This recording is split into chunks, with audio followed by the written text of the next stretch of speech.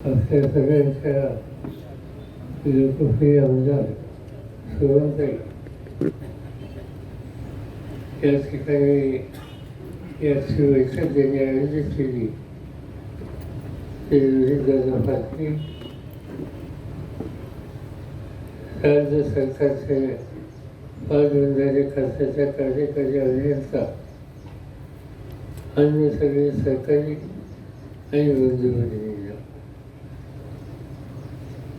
एका महत्त्वाच्या प्रश्नाची मांडणी करण्यासाठी आजची ही बैठक आहे. जिल्ह्यात शेती करणारे आपल्याला एकेकाळी पाण्याची कमतरता होती. वसंतराव दादा पाटील यांच्या नेतृत्वाची जबाबदारी त्यांच्याकडे द्यावी होती. त्यावेळी त्यांनी मोठ्या प्रमाणात सांगलीमध्ये उपसा सिंचन योजनेचे कार्यक्रम राबवले. कृष्णेचं पाणी होतं,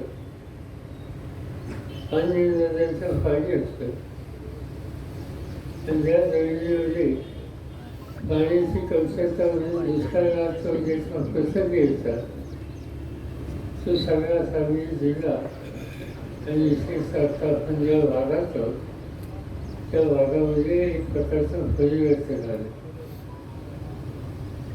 परिवर्तनाचा लाभ आपण अनेक वर्षे घेतला,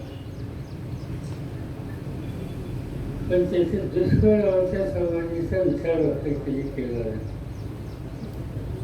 आपण जे पीक घेतलं ते एकच पीक घेतलं आणि ते म्हणजे उसाच होते.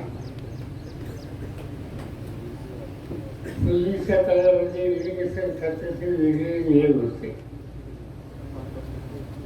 ते नियम असे असायचे की समजा कर्जाचं पाणी मला घ्यायचं असेल ते एका एकराच्यासाठी 3 एकर जमीन द्यावी लागायची.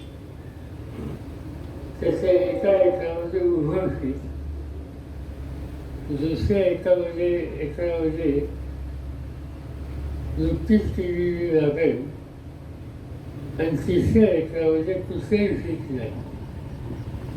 आणि त्याच्यावरचा हेतू हा होता की पुन्हा पुन्हा त्याच्यामध्ये पाणी दिलं, तेच पीक दिलं, या सगळ्याचे दुष्परिणाम आज नाही उद्या इथे जी स्थिती निर्माण झाली तशा प्रकारची होती. आणि त्यावर एका स्थिर ही पद्धत महाराष्ट्रामध्ये पाचबंधारे खात्याच्याकडून एका कालावधी होत असते.